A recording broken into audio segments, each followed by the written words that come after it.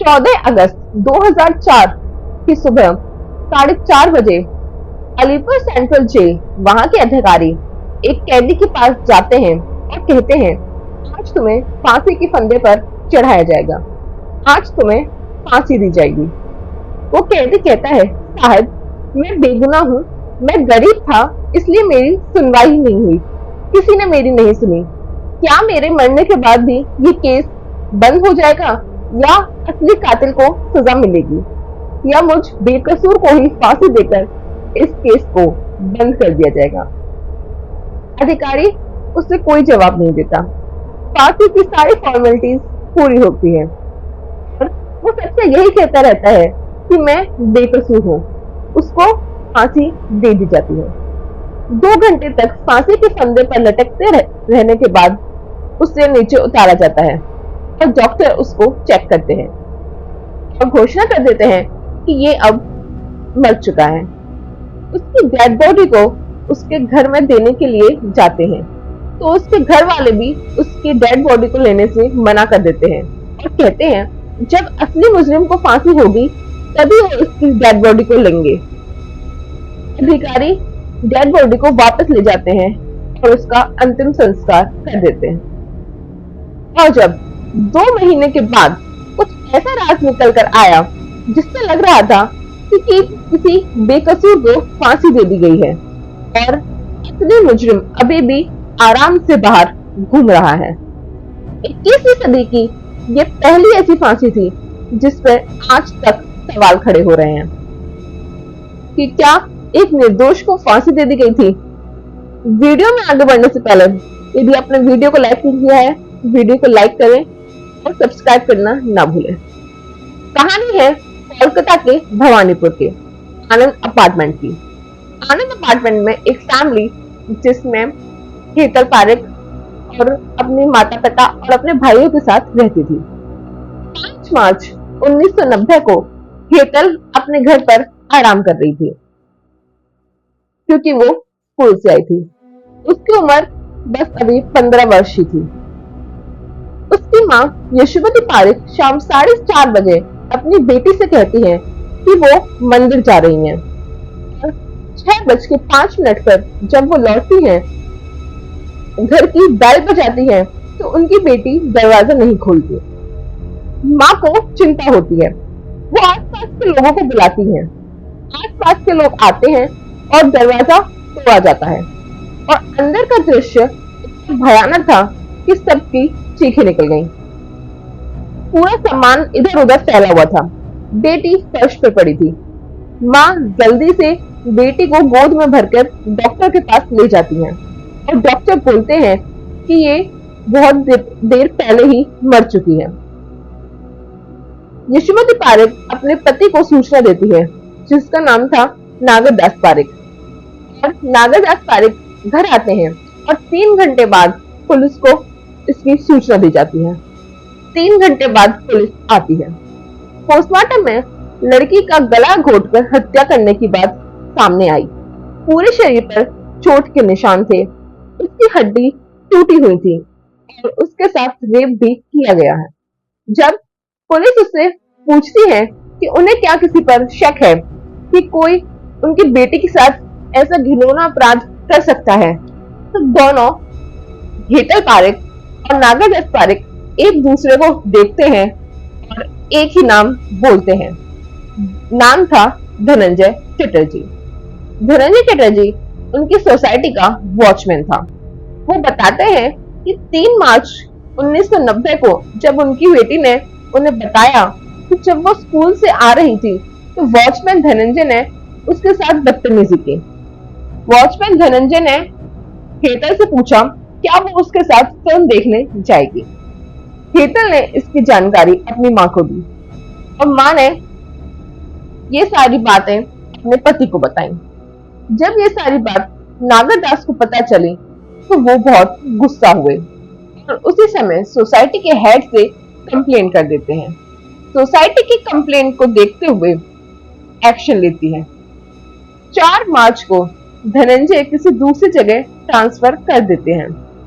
अब 5 मार्च को नए सिक्योरिटी गार्ड को आना था और धनंजय को कहीं और ड्यूटी करने जाना था। पर पुलिस की जांच में पता चलता है कि वो वहीं था और वो कहीं नहीं गया। और 5:30 बजे धनंजय अपने साथी सिक्योरिटी गार्ड से कहता है कि मैं 3rd फ्लोर पर जा रहा हूँ और मुझे कुछ काम है। और 3rd फ्लोर पे ही हेतल पारिक का घर था। अब पुलिस को शक बढ़ता गया। जब मैनेजर ड्यूटी कर रहे वॉचमैन से पूछता है कि धनंजय कहाँ है, तो गार्ड कहता है कि वो 3rd फ्लोर पे है, अभी आ जाएगा। गार्ड बिल्डिंग के बाहर आता है और नीचे से धनंजय को आवाज लगाता है। धनंजय 3rd फ्लोर की खिड़की से चिल्लाकर कहता है, मैं नीचे आ रहा हूँ। धनंजय 5:45 पर नीचे आ जाता है। ये सारी बात वो थी जो पुलिस को सिक्योरिटी गार्ड ने बताई। जो दूसरा सिक्योरिटी गार्ड था उसने ये सारी बात पुलिस को बताई कि उस दिन धनंजय को कहीं और जाना था, पर लेकिन वो उस जगह नहीं गया, बल्कि उसी सोसाइटी में आके अपनी ड्यूटी दी और हेतल पारिक की तरफ भी वो गया था। छानबीन के दौरान पुलिस को एक क्रीम कलर का बटन मिलता है। कुछ सर्कमटेंशियल एविडेंस मिलते हैं, जैसे खून के सैंपल। नागरदास बताते हैं कि उनके घर से एक घड़ी भी गायब है। ये बहुत हैरान वाली बात थी कि इतने बड़े घर में से सब कुछ था, ना कोई पैसा गायब था, ना कोई जेवर, बस गायब थी तो एक घड़ी।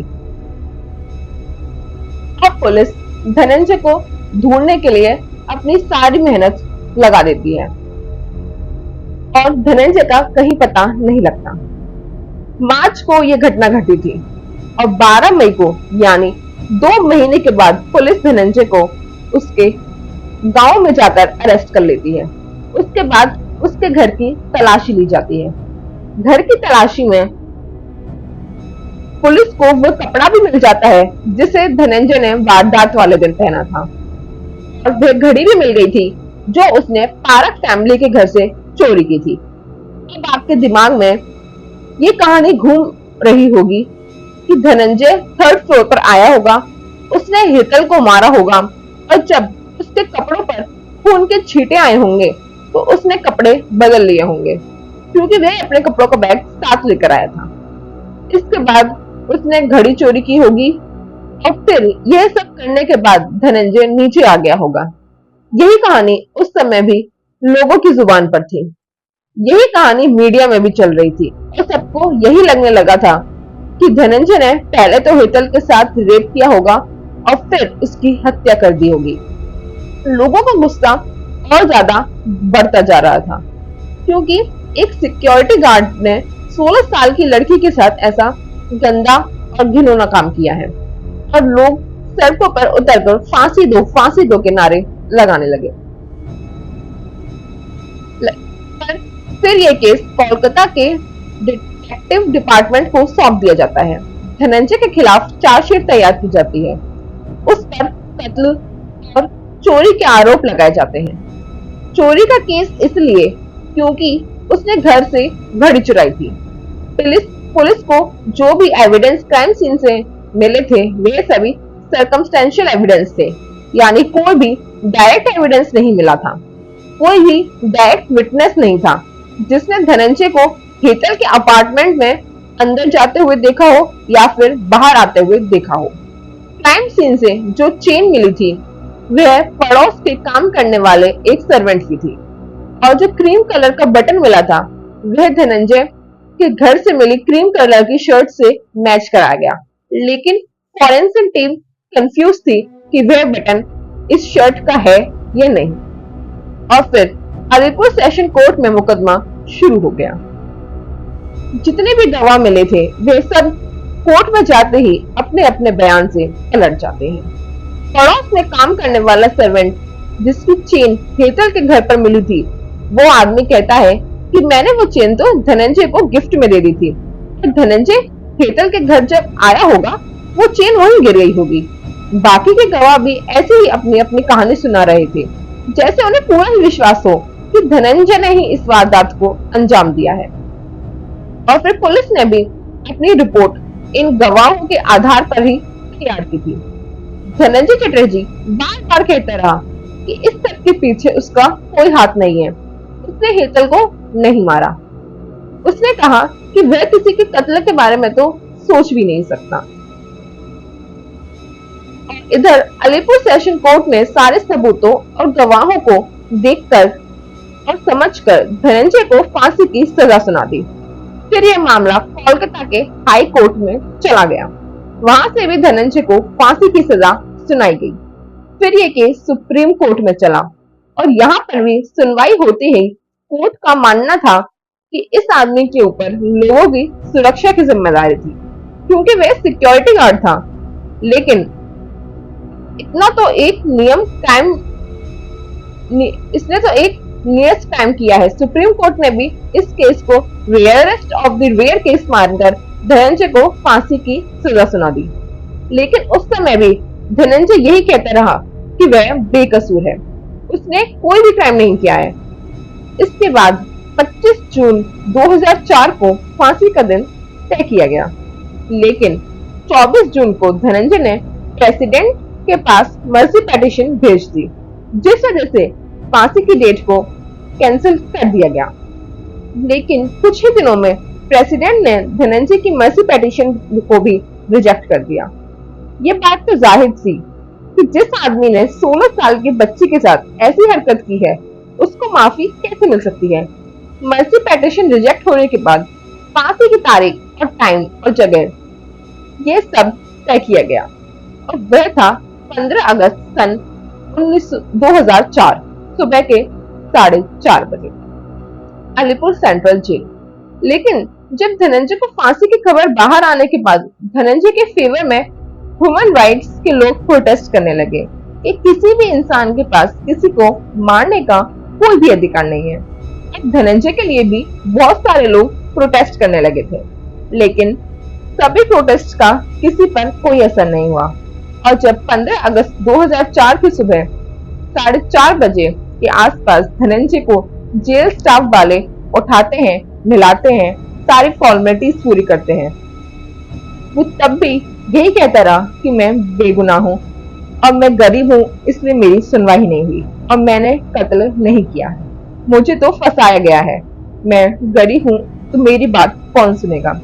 इसके बाद 4:30 बजे अलीपुर सेंट्रल जेल में धनंजय को फांसी दे दी गई और कुछ देर बाद डॉक्टर धनंजय के पास जाते हैं और देखते हैं कि वह मर गया है और ये कंफर्म करते हैं कि धनंजय अब इस दुनिया में नहीं है, धनंजय की मौत हो चुकी है। इसके बाद उसकी बॉडी को फांसी के फंदे से उतारा जाता है और धनंजय का अंतिम संस्कार कर दिया जाता है। अब ये केस खत्म हो गया था, अब सबको शांत हो जाना चाहिए था, लेकिन ऐसा नहीं होता है क्योंकि सभी लोग इस केस को विक्टिम के एंगल से देख रहे थे। लेकिन कुछ लोग ऐसे भी थे जिन्होंने सोचा कि क्यों ना इस केस को धनंजय के एंगल से देखा जाए। धनंजय ने एक इंटरव्यू में बताया था कि वे 3rd फ्लोर पर गया तो था, लेकिन वह हेतल पारक के घर की तरफ नहीं गया, बल्कि लोग उसे कभी कभार मेंटेनेंस के लिए बुला लेते थे। किसी भी को कोई भी काम होता था तो वह उसे बुला लेते थे, कोई भी चीज खराब होती थी तो वह उसे ठीक करने के लिए भेज देता था, उसे बस काम के लिए बुलाते थे और वो वहां पर किसी से कोई बातचीत नहीं करता था। और उसने इंटरव्यू में बताया कि उसने कभी हेतल के साथ बदतमीजी भी नहीं की, बल्कि वह तो किसी से बात भी नहीं करता था। लेकिन एक और कहानी थी जिस पर नजर कुछ साल बाद पड़ी और यह एक कहानी थी धनंजय के नजरिए से। फांसी के फंदे पर चढ़ते वक्त तक धनंजय ये कहता रहा कि वह निर्दोष है, उसने अपना जुर्म कभी स्वीकार ही नहीं किया था। दूसरी कहानी कई साल बाद सामने आई जब इंडियन स्टेट इंस्टीट्यूट कोलकाता के 2 स्कॉलर्स ने इस केस पर अपनी नजर डाली और कुछ नए तथ्य सामने रखे। फॉरेंसिक्स एक्सपर्ट ने बताया कि धनंजय के कपड़ों पर खून का कहीं कोई निशान नहीं था।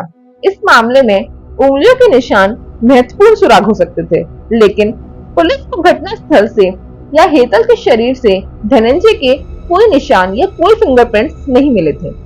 हेतल के शरीर पर चाकू के 21 निशान थे, लेकिन वह चाकू भी कभी कोर्ट में पेश नहीं किया गया। और अगर बात करते हैं गवाहों की, तो पहला गवाह एक दूसरा गार्ड था जिसने दावा किया था कि उसने 5:45 पर उसने धनंजय को आवाज दी थी और उसने वहां से नीचे झांक के भी देखा था।